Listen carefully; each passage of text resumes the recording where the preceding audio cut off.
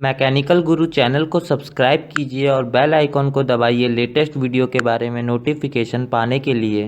Hello दोस्तों, मेरा नाम है अंकित और स्वागत करता हूं आपका मैकेनिकल गुरु यूट्यूब चैनल पर। आज के वीडियो में हम एक ड्रम ब्रेक के बारे में बात करेंगे। एक ड्रम ब्रेक में कौन कौन से कंपोनेंट्स का यूज होता है, एक ड्रम ब्रेक क्या होता है, ड्रम ब्रेक की वर्किंग के बारे में पूरी डिटेल मैं आपको इस वीडियो में दूंगा। तो लास्ट तक बने रहिए आप मेरे साथ। मेरा नाम है अंकित, आप देख रहे हैं मैकेनिकल गुरु। चलिए आगे बढ़ते हैं। मेरे बगल में आप एक ड्रम ब्रेक का डायग्राम देख सकते हैं। इस ड्रम ब्रेक में जो भी कंपोनेंट रहते हैं, brake shoe, expander, adjuster, friction liners, यह सब ब्रेक ड्रम के अंदर लगे रहते हैं। बेसिकली जो ब्रेक ड्रम रहता है वह एक्सल हब के साथ कनेक्ट रहता है, यानी कि एक्सल घूमता है तो ब्रेक ड्रम भी घूमता है। अब इस ब्रेक ड्रम के अंदर ब्रेक शू रहते हैं, फ्रिक्शन लाइनर रहती है, रिट्रैक्टर स्प्रिंग्स रहती हैं, एक्सपांडर रहता है, एडजस्टर रहते हैं। यह सब ब्रेक को ऑपरेट करने में मदद करते हैं। जो दोनों ब्रेक शू रहते हैं वह एक तरफ से एंकर रहते हैं। जो दोनों ब्रेक शूज रहते हैं वह दोनों ब्रेक शूज और ड्रम के बीच में फ्रिक्शन लाइनिंग प्रेजेंट रहती है। और दोनों ब्रेक शू ऊपर से भी सेपरेट रहते हैं एक दूसरे से, और दोनों ब्रेक शू नीचे की तरफ से भी एक दूसरे से सेपरेट रहते हैं। ऊपर की तरफ एक्सपांडर लगा रहता है जो कि फोर्स लगाता है। जब हम ब्रेक लगाते हैं तो बेसिकली फोर्स लगाता है एक्सपांडर दोनों ब्रेक शू के ऊपर, और नीचे की तरफ एक एडजस्टर लगा रहता है। यह एडजस्टर की मदद से आप एडजस्ट कर सकते हैं। मान लीजिए एक तरफ फ्रिक्शन लाइनिंग आपकी ज्यादा वियर हो गई, आपको एक तरफ एडजस्ट करना है ब्रेक शू को, तो वो आप इस एडजस्टर की मदद से एडजस्ट कर सकते हैं। तो यह था इस ड्रम ब्रेक का पूरा कंस्ट्रक्शन। ब्रेक ड्रम है बाहर में जो कि एक्सल हब के साथ जुड़ा हुआ है। एक्सल हब रोटेट कर रहा है तो ब्रेक ड्रम रोटेट कर रहा है। ब्रेक ड्रम को हम रोक देंगे रोटेट होने से तो हमारा ब्रेक लग जाएगा। इस ब्रेक ड्रम के अंदर ब्रेक शू है। ब्रेक ड्रम और ब्रेक शू के बीच में फ्रिक्शन लाइनिंग प्रेजेंट है। यह दोनों ब्रेक शू ऊपर की तरफ से सेपरेटेड है।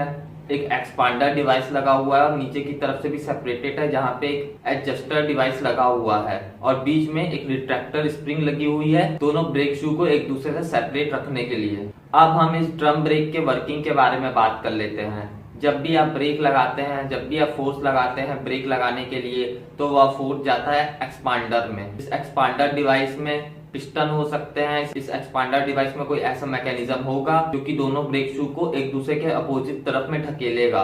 और क्योंकि ये दोनों ब्रेक शू मूव नहीं हो सकते, ये दोनों ब्रेक शू खिसक नहीं सकते क्योंकि नीचे में एडजस्टर लगा हुआ है, जिसके कारण ये दोनों ब्रेक शू फ्रिक्शन लाइनिंग के ऊपर फोर्स लगाते हैं। इसके कारण जो ड्रम घूम रहा है उसकी रोटेशनल वेलोसिटी कम होती जाती है, वह रुकना चालू होता है। अब जब ब्रेक ड्रम रोटेट होता है, दो ब्रेक शू हैं या ब्रेक ड्रम रोटेट हो रहा है, ब्रेक ड्रम जिस डायरेक्शन में रोटेट होता है उस डायरेक्शन में यह दोनों ही शू में फोर्स लगेंगे। यह तो आपको समझ में आ जाएगा। अगर ब्रेक ड्रम क्लॉकवाइज घूमेगा तो ये दोनों शूज, दोनों फ्रिक्शन लाइनिंग्स के ऊपर फोर्स जो लगेंगी वो क्लॉकवाइज लगेंगी। जो फ्रिक्शन रेजिस्टेंस लगेगा वह एंटी क्लॉकवाइज लगेगा, जिससे कि ब्रेकिंग एफर्ट पैदा होगा। यानी कि ड्रम जिस डायरेक्शन में घूमेगा, दोनों शू जब उस ड्रम को टच करेंगे तब दोनों ही शूज में जो फोर्स लगेगा वह उसी डायरेक्शन में लगेगा जिस डायरेक्शन में ड्रम रोटेट हो रहा है। अब एक्सपांडर, जब आप ब्रेक लगाएंगे तब एक्सपांडर दोनों ही शूज को पुश करेगा, दोनों ही शूज के ऊपर एक्सपांडर फोर्स लगाएगा। अब जिस डायरेक्शन में ड्रम घूम रहा है, एक्सपांडर एक शू के ऊपर उसी डायरेक्शन में फोर्स लगाएगा। तो एक्सपांडर जिस शू के ऊपर फोर्स लगाता है, सेम डायरेक्शन में जिस डायरेक्शन में ड्रम घूम रहा है, उस शू को बोलते हैं हम लीडिंग शू। और जो दूसरा शू रहता है जिसमें कि ड्रम के मोशन के कारण फोर्स लग रहा है, वह एक्सपांडर के फोर्स के अपोजिट डायरेक्शन में लग रहा है, उस शू को हम ट्रेलिंग शू कहते हैं।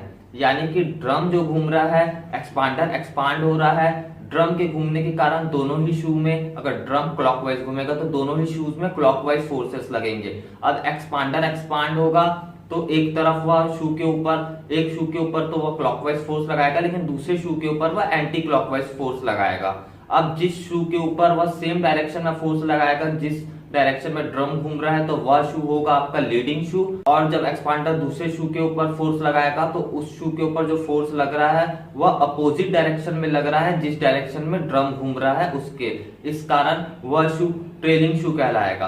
अब लीडिंग शू में, क्योंकि ड्रम एक डायरेक्शन में घूम रहा है, एक्सपांडर भी लीडिंग शू को उसी तरफ धकेल रहा है, तो लीडिंग शू आपको ज्यादा ब्रेकिंग एफर्ट प्रोवाइड कराएगा। और जो दूसरा शू है वहां पे क्योंकि ड्रम अपोजिट डायरेक्शन में घूम रहा है, एक्सपांडर अपोजिट डायरेक्शन में फोर्स लगा रहा है, इसलिए ट्रेलिंग शू में आपको कम ब्रेकिंग एफर्ट देखने को मिलेगा। यह लीडिंग शू और ट्रेलिंग शू का फंडा एकदम क्लियर होना एक ड्रम ब्रेक के केस में बहुत जरूरी है आपके लिए, तभी आपको समझ में आएगा कि असल में एक ड्रम ब्रेक कैसे काम करता है।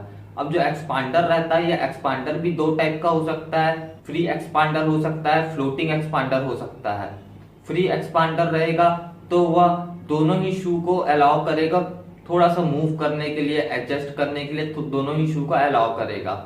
जबकि फिक्स्ड एक्सपांडर रहेगा तो जैसे कि नाम से समझ में आ रहा है, वह अपनी पोजीशन में फिक्स्ड रहेगा, वह एक दोनों शू के ऊपर इनिशियल फोर्स लगा के बकायदा रखा रहेगा, दोनों ही शू में कोई भी मोशन नहीं हो सकता, जिसके कारण जिन ड्रम ब्रेक में फिक्स्ड एक्सपांडर लगे रहते हैं उनमें ब्रेक ज्यादा अच्छे से लगते हैं। लेकिन जैसे जैसे समय बीतता जाता है, इन ब्रेक्स में जो फ्रिक्शन लाइनर्स रहते हैं उनमें ज्यादा जल्दी वियर आने लगता है, क्योंकि फ्रिक्शन लाइनर्स में इनिशियल स्ट्रेस भी प्रेजेंट रहता है। जबकि जो फ्री एक्सपांडर रहते हैं, ये फ्री एक्सपांडर हल्का सा रिलेटिव मोशन प्रोवाइड कराते हैं एक शू को दूसरे शू के रिस्पेक्ट में एडजस्ट होने के लिए, जिससे आपको यह फायदा होता है कि एक तरफ की अगर फ्रिक्शन लाइनर आपका ज्यादा घिस गया है, तो अगर आपके ड्रम ब्रेक में फ्री एक्सपांडर लगा रहेगा तो वह अपने आप को इस तरह एडजस्ट कर लेगा कि जब आप ब्रेक लगाएंगे तो आपको यह फील नहीं होगा कि आपका एक तरफ का फ्रिक्शन लाइनर ज्यादा घिस गया है, ब्रेकिंग एफर्ट कम हो गया है। वह अपने आप को इस तरह एडजस्ट कर लेगा कि दोनों तरफ के फ्रिक्शन लाइनर जो है वो बराबर समय में ब्रेक ड्रम को टच करेंगे और ब्रेकिंग एफर्ट प्रोवाइड कराएंगे। अब हम floating anchor type drum brake के बारे में बात कर लेते हैं। जो दोनों ही ब्रेक शू रहते हैं यह नीचे की तरफ से एंकर रहते हैं, जहाँ एडजस्टर लगा है उसके पहले आप देख सकते हैं एंकर लगा रहता है।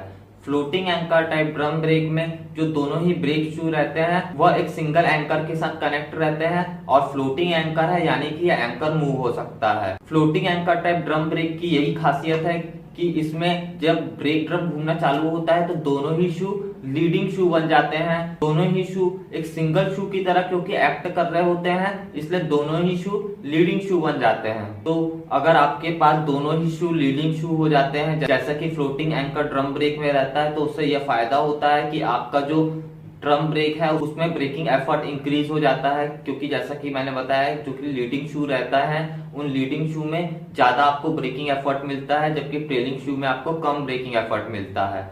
तो दोनों ही अगर लीडिंग शू रहेंगे तब आपको ज्यादा ब्रेकिंग एफर्ट मिलेगा। आप कह सकते हैं कि जो आपका ब्रेक रहेगा वह सेल्फ एनर्जाइज रहेगा।